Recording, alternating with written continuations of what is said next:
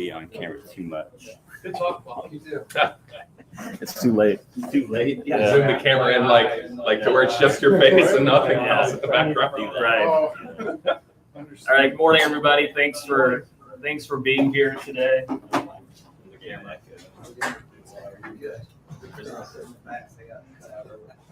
long did you start? 2 hours? There's Q&A afterwards.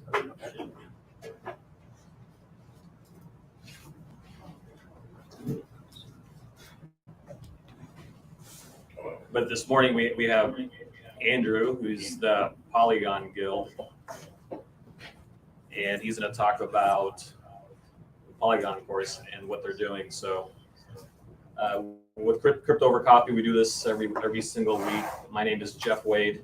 I'm on Twitter as JWadeCrypto, but co-founder of Crypto World. So we do this weekly just to be able to get folks, like-minded individuals, to be able to talk about different Web3 or crypto projects. So thank you to everybody that came and went through the hurricane this morning. I know there's a lot of flooding that happened, so thank you for being here. But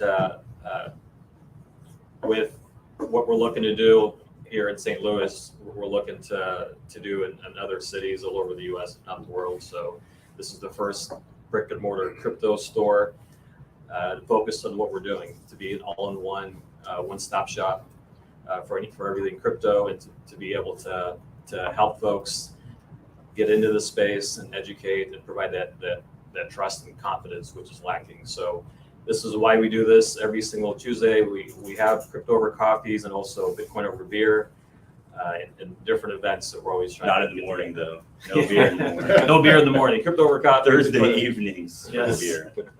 Yes. So I don't want to take up much of Andrew's time. And so Andrew, introduce yourself and kind of just, Sure. I'm sure we'll have a Q&A afterwards. Awesome. Thanks, Jeff. So yeah, my name's Andrew Riddell. I've been coming to Crypto World, I don't know, like several months now. I work for the National Geospatial Intelligence Agency. That's my fiat job. I'm a branch chief in the Geomatics Programs branch. So we give you essentially GPS. So something you use every day, but you don't even know that it's there. Give you the best user experience. It's really quite the feat. So someday we can maybe get to that where with a crypto where it's like just ubiquitous and everywhere you don't realize you're using it. So it's moved here from Germany. So it's been 2 years over there. Before that, I lived in outside Washington, D.C., Northern Virginia for about 10 years. So got interested in crypto during the pandemic, probably where a lot of other people did as well. Some free times, some podcasts. I'm like, wow, this DeFi stuff seems really cool. We learned about it, and then I found Polygon after several other chains that I went through. So like Binance Smart Chain, I'll use the real name for the Binance fans. I think the Binance Scam Chain is the better moniker for them. There's some other ones out there. But I think that I've kind of settled on Polygon. We'll talk about that a little bit. So Polygon sponsors guilds all over the world. There's probably about 10 in the US now. Santos was one of the first ones. I said, hey, like I'll start one. Like I got a crypto store in my city, then I'll talk there. And they made me this cool logo. Like I didn't make this. They've had some other versions of it too. So we'll get some more interesting branding and some swag later on probably. So does anybody have any questions to start? Does anybody know Polygon well, or you? Ken, you've been here a few times, so you have MetaMask and you're still going over your head. Anybody? You know Polygon? Yeah, I use it for theory mining. Theory mining. All right, Dan's getting paid. Cool. All right, so let's talk about it a little bit. So we'll start off. It's probably going to get really technical, I'm sorry, but start with what is Polygon. So it's really one of the Ethereum scaling solutions that's out there. There's several. But the way that Polygon does is a little bit unique. It's not quite a layer 2, not quite a side chain. It's kind of its own thing where it does commit back to the Ethereum mainnet. You can kind of see here the Ethereum mainnet, these green blocks. The Ethereum mainnet does fraud proofs, and also there's the Plasma exit queue, and there's the proof of stake Plasma checkpoint nodes, and that's where you stake your Matic. So the Matic is staked on the Ethereum mainnet that does all the validation. It's a proof of stake consensus algorithm. And then the Matic that's on the Polygon mainnet is like the gas token, essentially. So it's kind of like Ethereum, but also a little bit different. And Polygon is very Ethereum focused. They only work with Ethereum. All right, so it's very kind of a hard problem. There's kind of like the trilemma, you know, there's scalability, decentralization, and security. You kind of have two, but not all three. It's kind of like you can have like good, fast, and expensive. You can't have good, fast, and cheap, right? So there's the three things there. So ever-changing layer 2 landscape. There's lots of different layer 2s being built. You've probably heard of like Arbitrum or Optimism. There's other projects that are also building layer 2s on top of Ethereum. And there's so no homogeneity. It's an interesting word that they chose. It's from Polygon's pitch deck. So there's like a lack of sameness between all the different solutions. Like it's a kind of a big sciencey word. I think about homogenized milk in most cases. Like I like my milk, you know, it's nice even consistency. There's no like different layers of weirdness in it. And then so competitors. So there's layer 1s like Polkadot. So that was an ex-Ethereum founder, ex-Ethereum co-founder Gavin Wood started that one. Solana, Cardano. Like there's layer 1s popping up to kind of challenge the Ethereum layer 1. Does anybody use any other layer 1s or layer 2s? Cardano? Anybody? Binance. Oh, did you really or just say that? I do really, yeah. Oh my gosh. I gotta convert you. Anybody else? Proton? What's that? Proton? Proton? I don't even know what Proton is. Like Small. it's a pretty small one. Okay. Does anyone use EOS? Proton is built on EOS. EOS? Okay. I'd say like EOS was like started in St. Louis. Like OCI, Objective Computing, something incorporated, built EOS. I have a question. Go ahead. Does Ethereum's move to proof of stake help it with its scaling challenges? So Ethereum proof of stake will help Ethereum scaling, but it won't solve it as you get more and more people on board. Like imagine onboarding the whole world. Like you couldn't do that with Ethereum even after it goes to proof of stake. You need layer 2s. So essentially what I think will happen, and a lot of people think will happen, not financial advice, your own research, is that Ethereum will become like the settlement layer for a lot of different projects. And that'll kind of be Ethereum's use case. You probably won't do any like individual transactions on Ethereum anymore. It'll all be layer 2s and side chains committing back to Ethereum for settlement. So, does that answer your question? Yeah. Okay.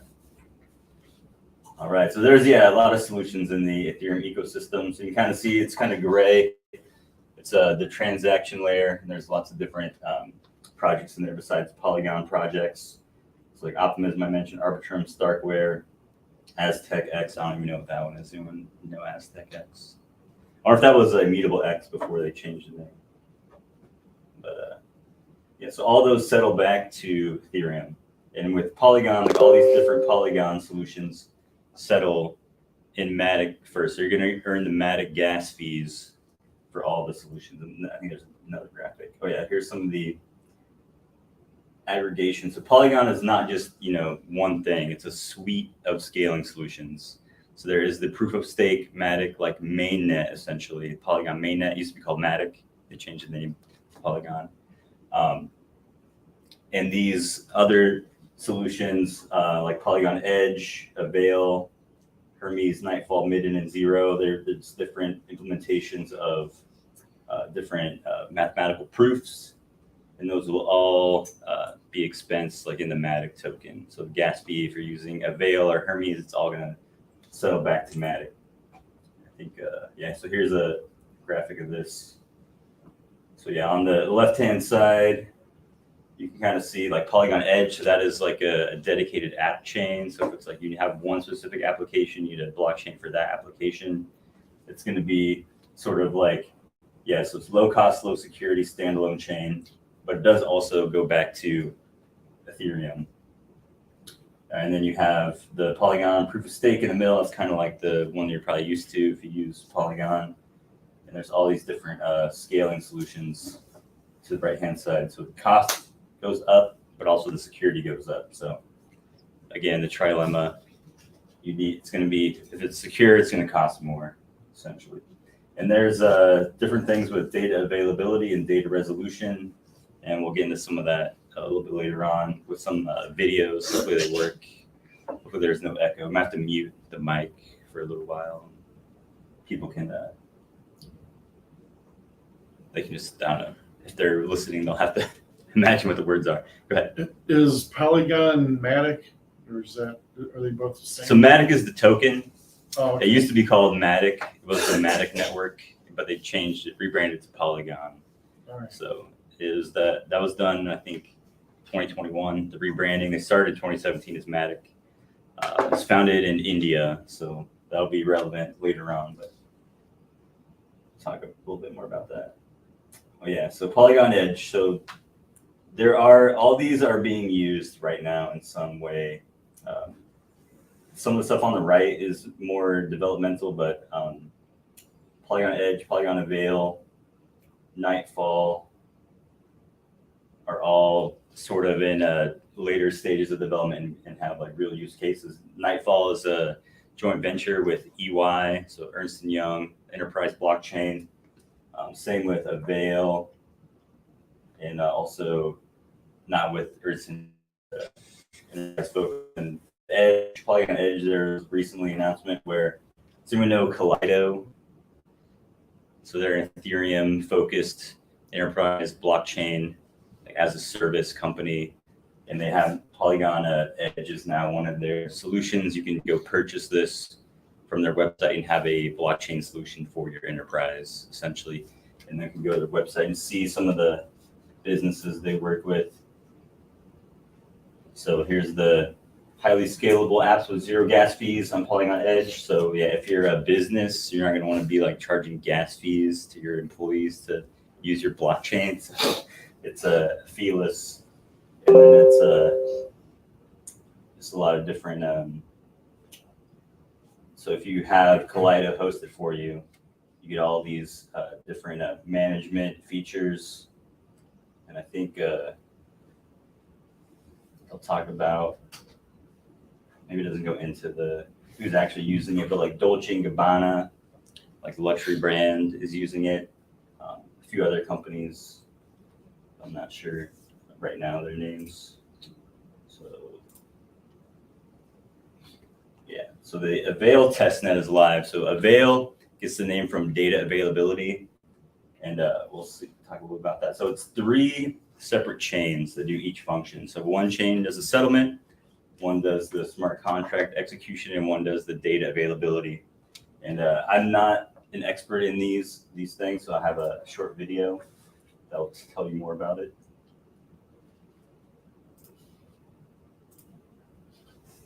Oh. They're forced to multitask all of the time. Today, So mute that.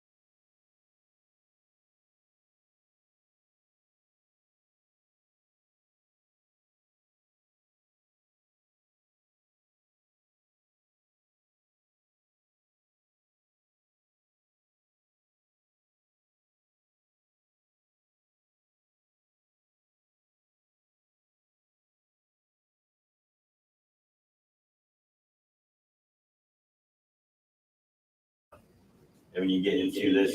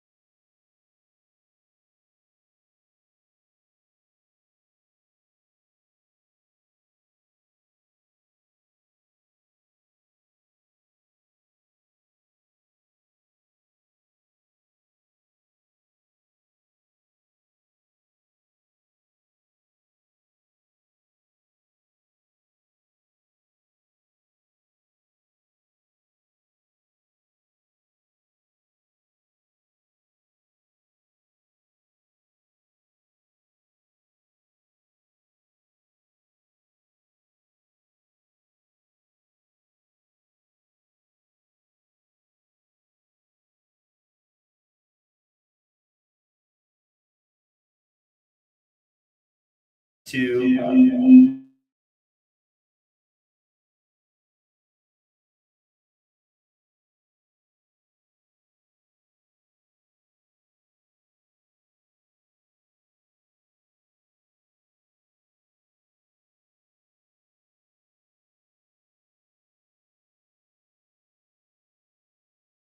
missed the last 3 months of announcements, but there's some good stuff this month. So here's where we were last month. So they do a weekly update. So week 24 was essentially the same time last month, so end of June. You can kind of see there's the weekly active users, the transactions per day, cost per transaction, transactions per address, and then the revenue per day. So update for this month, gained about 80,000 users, lost about 600,000 transactions a day. Cost per transaction dropped in half essentially. People are making about 7 fewer transactions a week, and the revenue is down. So if you're a Matic staker, like that'll affect you, and also the protocol gets some funding as well from that. So like Matic, Polygon as a company benefits from the Matic token revenue. Why do you think that's down for this quarter? It's probably less activity. So we have a lot less transactions per day. Like that's essentially it. How does the staking work? Is there a minimum amount that you need to stake, or do you stake it just to the blockchain, or do you have different validators you can pick to stake to? So you can delegate Delegate. with things like Lido and Rocket Pool and those delegation protocols. You can stake natively on Ethereum if you have Matic on Ethereum mainnet. It's complicated. I'm not sure what the minimum is, but it is permissionless. Like anyone can just start a validator as long as you meet the specs. But it's something we can talk about another meetup. I'll take that one for a note if that's what people are interested in. This is just the top apps for the last month, for last week. So you can see Quick Swap, which is essentially like a decentralized exchange. Arc 8, that's a blockchain game. 1inch, another decentralized exchange. Pegaxi is another game. Uniswap is another DEX, and then Aavegotchi is another game. So there's 3 DEXs and 3 games that are the top used apps on Polygon right now. So quite a lot of traction. Looks like, there's a lot of interest in games. Looks like the games definitely do the most transactions. So it's the part where Polygon's focus is bringing on more games, and we'll talk about that a little bit too. All right, so yeah, there's price action for last month. Again, not financial advice, to your own research. We had a good pump last week on some of the news we'll talk about, and it kind of tracks closely with Ethereum. It's not a 1-for-1, but it's pretty close for the last month. So I think I checked this morning. Polygon Matic token was 14th on the top 100, about 75 cents a token, around 7 billion market cap. They capped it. Okay. So it's similar to Ethereum, where it's deflationary. They had their own EIP 1559 implementation. So it's not like an inflationary asset. They can't just make more. I don't know if there's any locked up still. I think it's all been released. And so Polygon Id is something that we talked about last month. I'm going to mute the mic. So Polygon Id is a zero proof identity solution. So I can prove something to you about myself without revealing something about myself. So it's like a good example is, say I want to buy I have to be 18 to buy this product. That's right. I can say, hey, I'm 18. Okay, right. That if you show an actual ID, you can mathematically prove yes, this person is what they say they are. And there's a little video as well.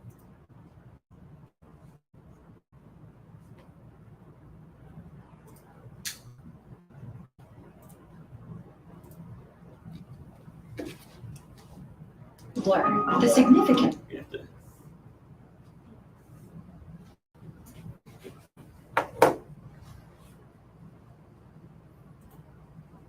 It's good. Offline and online.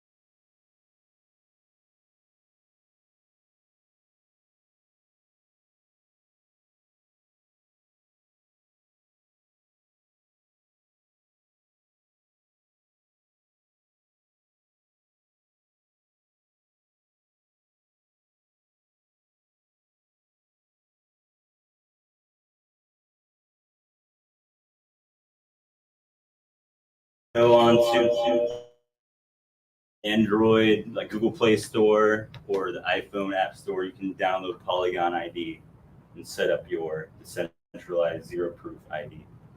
So, or zero knowledge proof ID, sorry. All right, so there's a actual real life use case for this.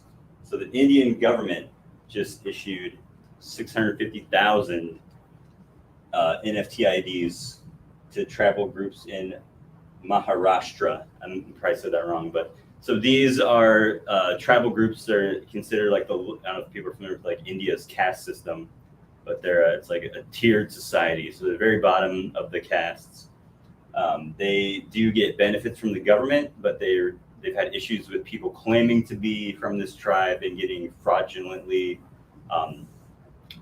paid out, well, like essentially welfare from the Indian government. So now they're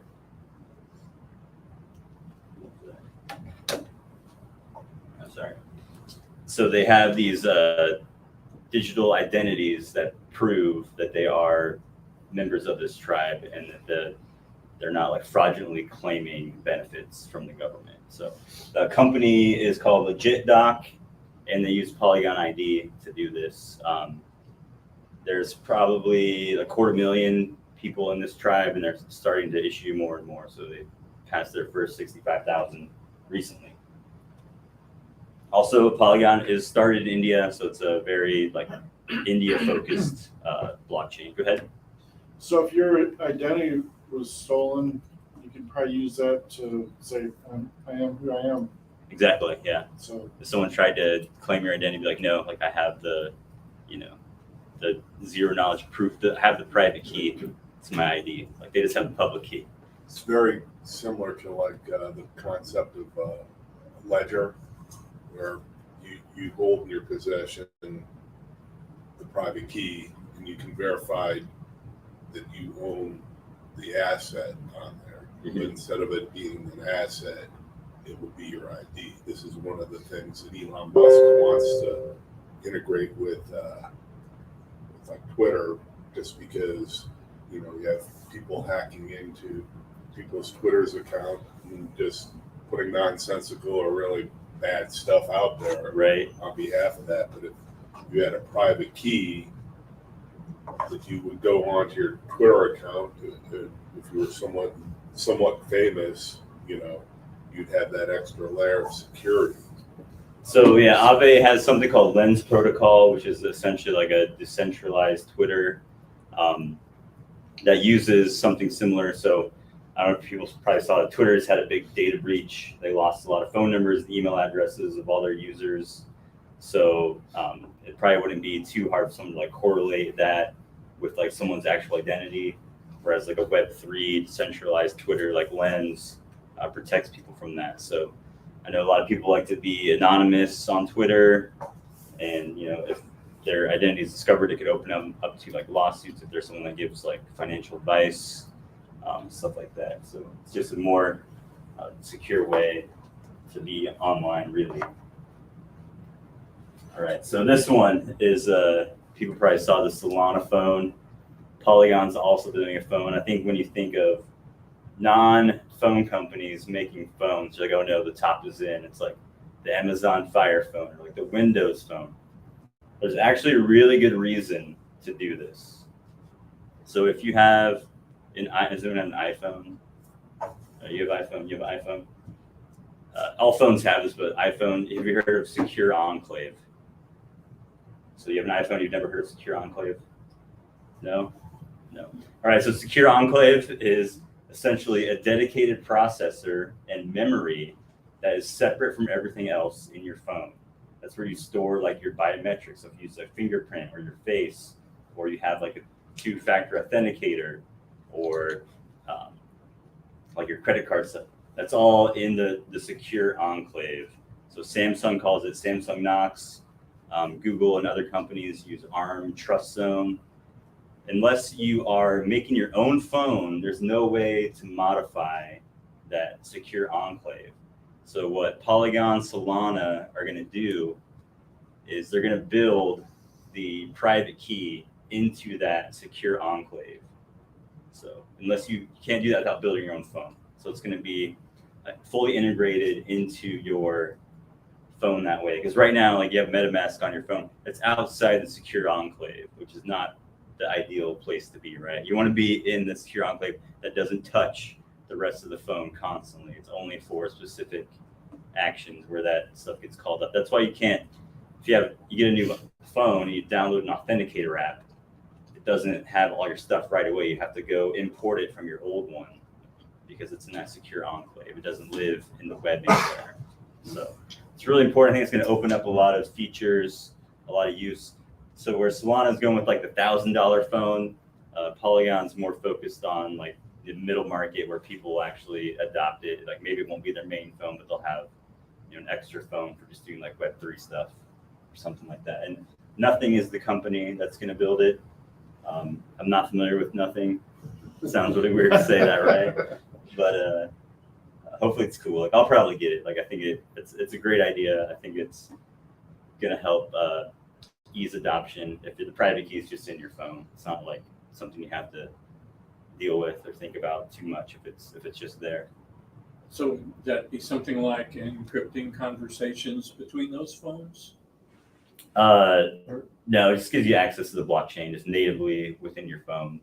Yeah, so it would do that automatically. Like that's what part of blockchain does, right? So it'll basically authenticate to the blockchain to prove, Yeah, because your credentials will be in the phone already. Yeah, on the phone and on the blockchain, and it'll Yeah. tie them together cryptographically. Will then the developers have to develop for that particular phone? No, it'll all work. It probably all work with like Web3, like dApps. Like it's probably all going to be. They'll probably do their own OS. You know, just read like Solidity or whatever smart contracts natively. There won't have to be any. It won't be like an app store like you're familiar with. It'll be connecting to apps with your wallet and using them that way. I don't know if you use dApps a lot or not, but that's similar. That's kind of how it's going to work, in my understanding. So you can use that as a cold storage wallet for your. I guess if you don't ever use it, yeah, it's probably similar to like a ledger. Now it just has a cell phone functionality built into it. Yeah, like a ledger wallet. I mean, right. So, all right. So Disney selected Polygon for their accelerator program. So this is kind of a big deal. So Polygon Studios is like the design gaming arm of Polygon. They don't essentially like build games, more like they incubate other people to build games. And Disney Accelerator is a very prestigious, hard thing to get into. They're the first blockchain company to get accepted. So what can come of this is probably just a lot of just different like metaverse stuff or game stuff using like Disney IP potentially in some kind of shared relationship. Some of the probably people heard of like Riot Games, like the Fortnite people. They were like Disney Accelerator. A lot of like robotics and like toy stuff for Disney's like parks and like their merchandise. Like a lot of that became from these accelerator companies. So just a lot of good partnering. It's probably what Polygon does best is partner with other companies. So I think last month I announced that they're doing something with Bentley. So like Bentley, like automobiles, like there was this big purple Bentley at the NFT NYC thing. And they're gonna do a Bentley NFT collection on Polygon soon in September. All right, so Terra project. So everyone knows that the Terra ecosystem collapsed with the UST Luna nonsense. Hopefully you weren't involved in that. I know that I had warned against that like early on when I was doing like DeFi talk on Beefy Finance, but I think we have another video here. So.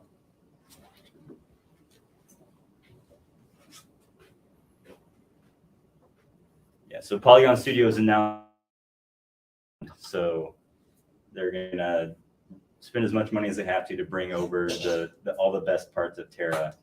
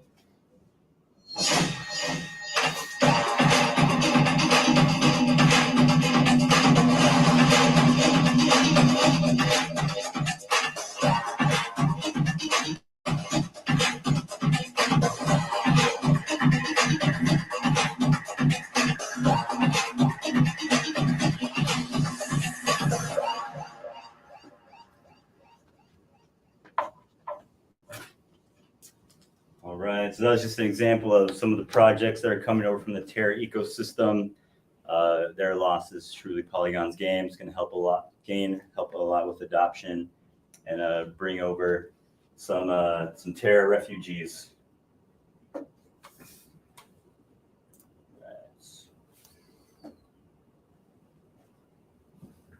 All right. Also, so Meta, I think I announced probably 2 months ago that Instagram was integrating Polygon NFTs. Now Facebook will as well. Also Ethereum NFTs on those platforms. So think about all the people that use Instagram and Facebook are going to now have exposure to NFTs on Polygon. I think that's pretty powerful. I think another short video here.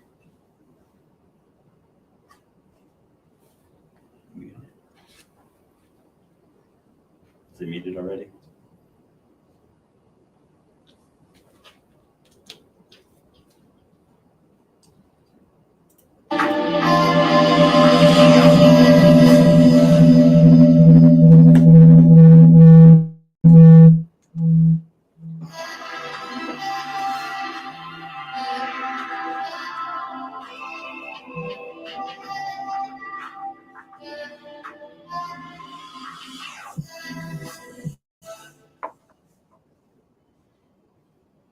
I think that might have been it.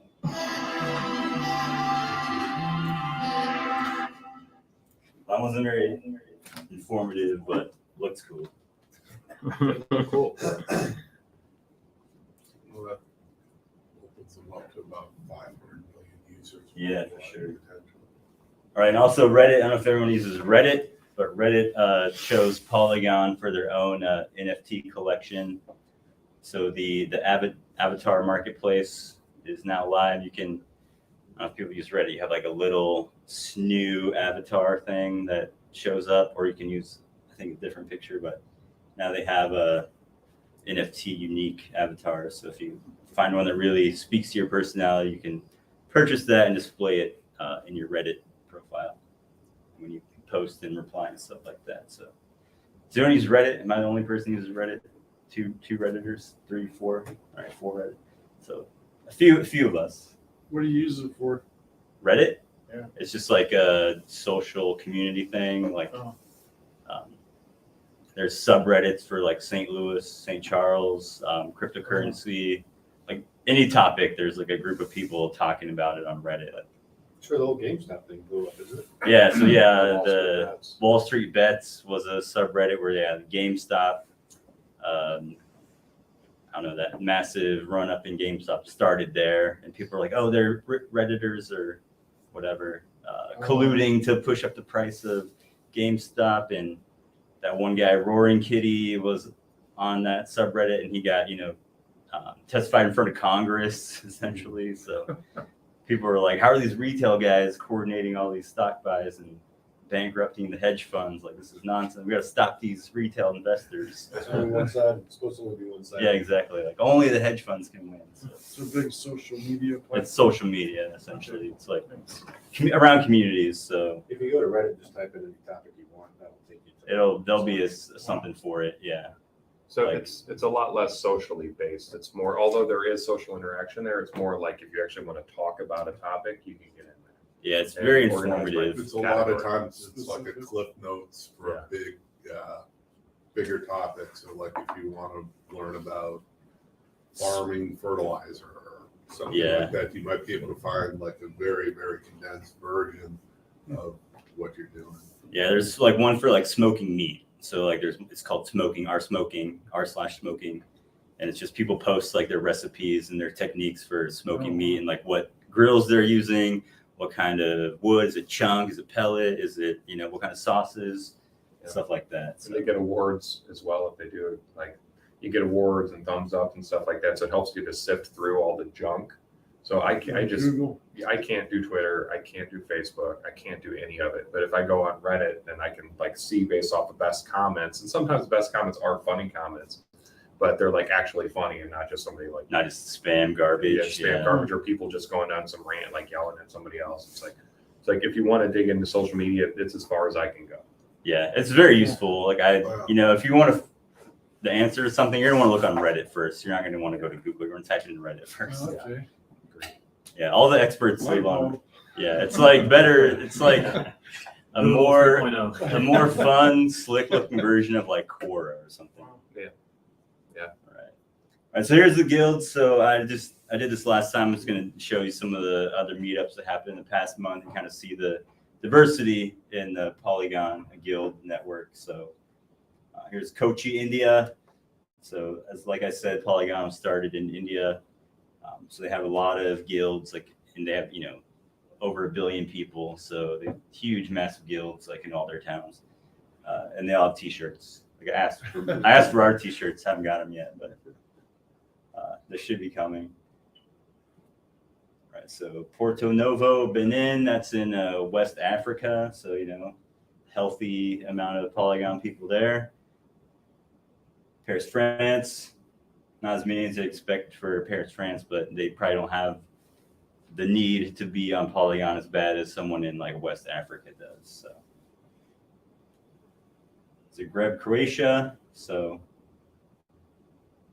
good crowd there. And Nairobi, Kenya. So it's literally all over the world. Like it's truly global. Yeah, that's all I got for today, and so we can do the Q&A, I suppose, or just, you know, whatever you guys want to talk about. Open mic. Yeah, I would say the first question going into the guilds here is, what do you hope to gain from having a St. Louis guild? Like, what's the purpose? It's just, I think it's about adoption, just getting people familiar with it and telling them about what's on Polygon. This is probably a good way that people learn and are able to interact. Like, it's hard to go online and like learn about something without that feedback. Like it's something that, you know, I've done it. It's a perfect way, like I can ask a question too. So would you say that it's mostly educational? I say, yeah, educational. Yeah, so that's hopefully everyone's educated a little bit more. Yeah. After this talk. How many guilds are there in the U.S.? It's probably like a 10 or 12. There's not too many. They're starting slowly. It's mostly India, Africa, have the most. Southeast Asia. It's weird because like India, the Indian government has this like weird like love-hate relationship with crypto. It's like they don't want it, and then they do want it for certain things. And the taxes are always being debated. Like, how are we tax this and earn revenue off of it for the government? So, Why do you think that is? I have no idea. I don't have any insight into Indian politics, unfortunately. So. They're going hard and heavy into CBDCs right Is that what it is? Okay. I think so. Into what? CBDC. Central bank digital currency in Yeah. India. That could be it. Like they did, I don't know how many years ago, it was a few years ago, they did digitize their financial system. They were like, everyone had to turn in their paper money, essentially, is what happened. Like, we're going to devalue or remunerate the rupee. So if you have like these huge bills, like they're going to be worthless. Like, we're going to go to smaller bills and put everything on digits. So if you had like the big, I don't know what it was, like 5,000 rupee bill, it's going to be effectively, you couldn't spend it anymore after a certain date. So people had to turn it in, and they also had to pay taxes on it. So because there was like a cash market that was outside of the purview of the Indian version of the IRS. So I have a couple friends from India. I'm wondering the way they describe the government, kind of loose in some ways about flow of money and all. And you can't really get around the ledger. It keeps everything tracked. Yep. I'm wondering if there isn't some pushback in some areas of that. oh yeah, it's like, we can't grift and corrupt as easily if it's all on the ledger. That could be a part of it. Big with NGOs in Africa. Yeah, It's hard to give them $1 million and watch 300,000 disappear. exactly. Yeah. Record of everything. Yeah, you know where it all went. Yep. Yeah, that's I think one of the best things about blockchain and digital ledger technology is it's depending on the platform, it could be transparent. So it could add that layer, extra accountability into people's behaviors. So I know not everyone wants that, but there's things like Zcash and Monero for the people that don't want it. So do you see Polygon guilds evolving over time to include some of the mechanisms like a IRL experience to the Polygon DAO, or maybe IRL experience to build inside of the Polygon ecosystem, or be part of their grants, accelerated programs, or do you see it evolving over time to include more of the ecosystem above and beyond education? So they do like conferences, and they have their own events at like most of the major conferences. I'm not, if you're in the DAO or in the guild, I don't know if you get anything extra for it. Like, I'm not sure, but they do, hackathons, they do grants, they do all that. So, yeah, it's just, I think guild's just like a way to build a community around certain things and educate and spread the word. Makes sense. Some of the times that we met here, like I literally helped people set up their MetaMask and get on to the Polygon mainnet, and gave them some Matic tokens so they could start messing around with smart contracts and stuff like that. But yeah, this one's a little bit different than that. Somebody asked, how can we get involved with Polygon? I guess.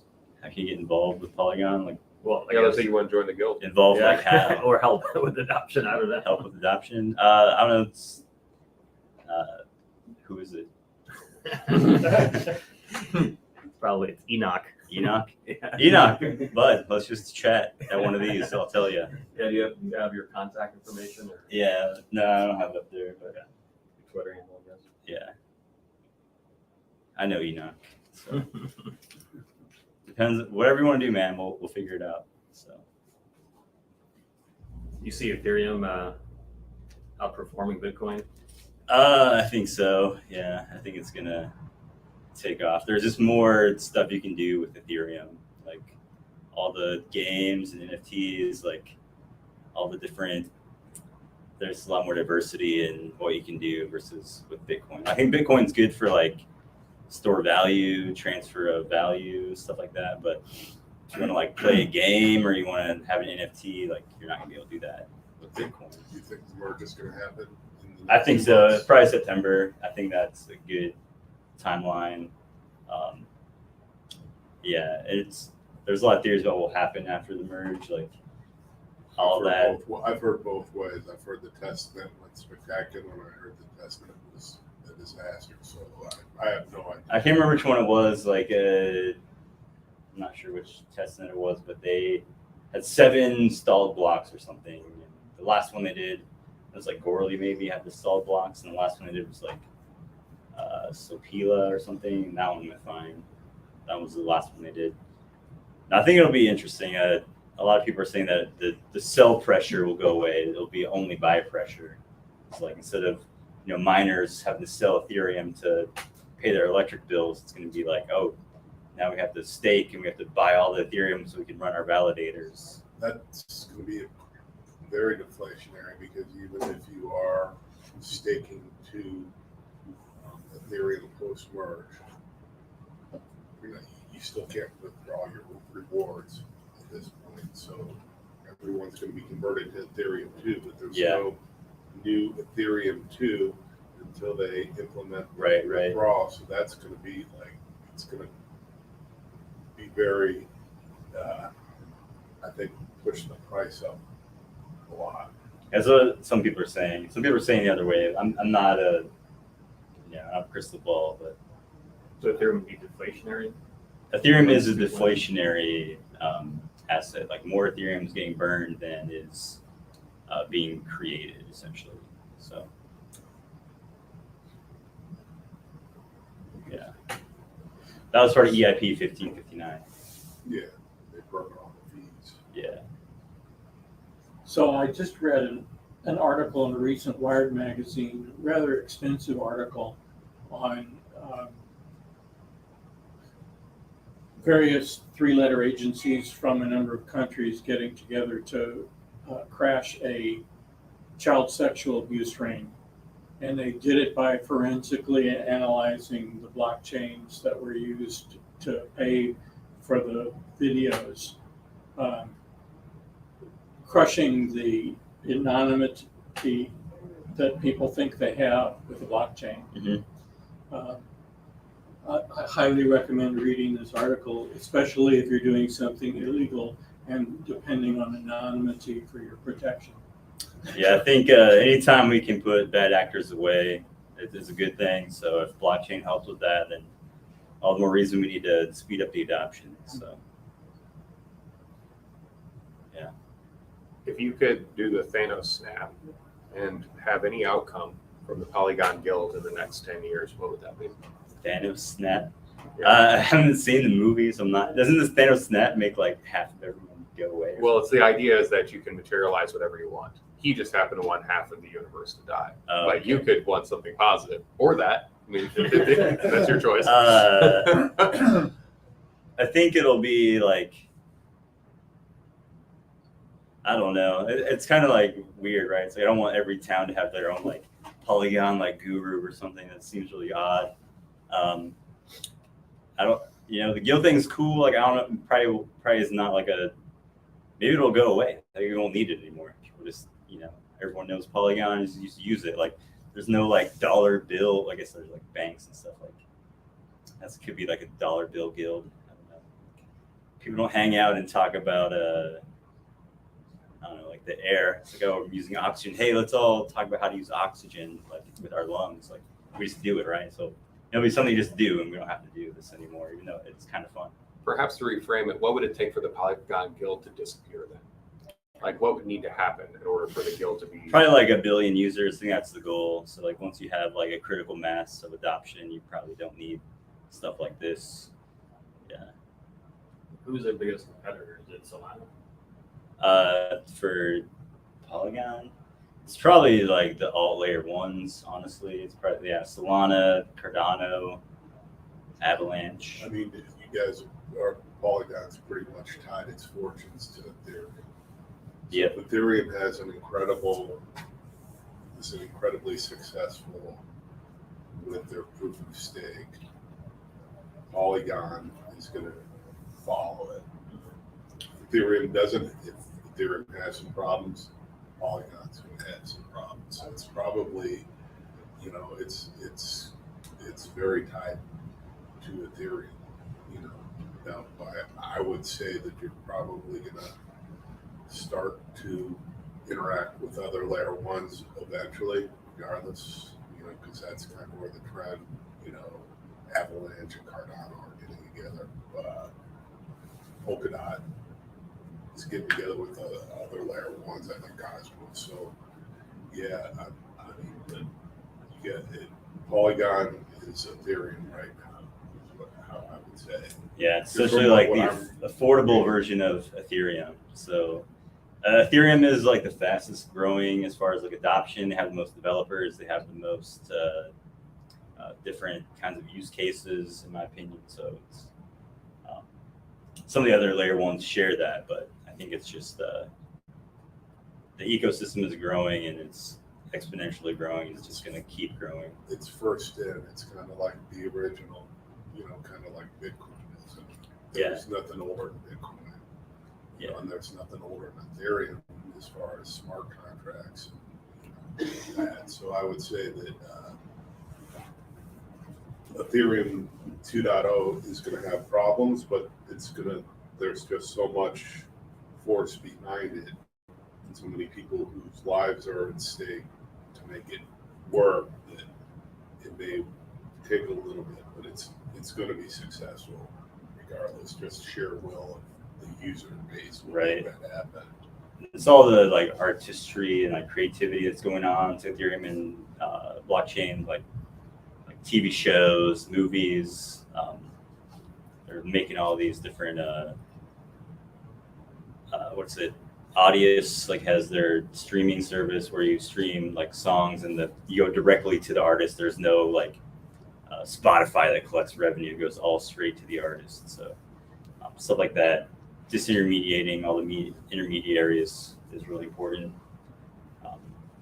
Just think about like all the developers, like those people are out there right now making Ethereum better for free for us. It's like, it's amazing. Like who's making my dollar better? Nobody. Federal Reserve is going to jack up interest rates on Wednesday, and it's just going to make our lives worse. Whereas Ethereum developers, Polygon developers are trying to make our lives better. So, yeah. Cool. Can you pull up Crypto World video. Remember that video yesterday? What video did you yesterday? How do you miss it? It's like a Twitter. It's on Twitter. I'm not signed in. Let's go for no, Twitter.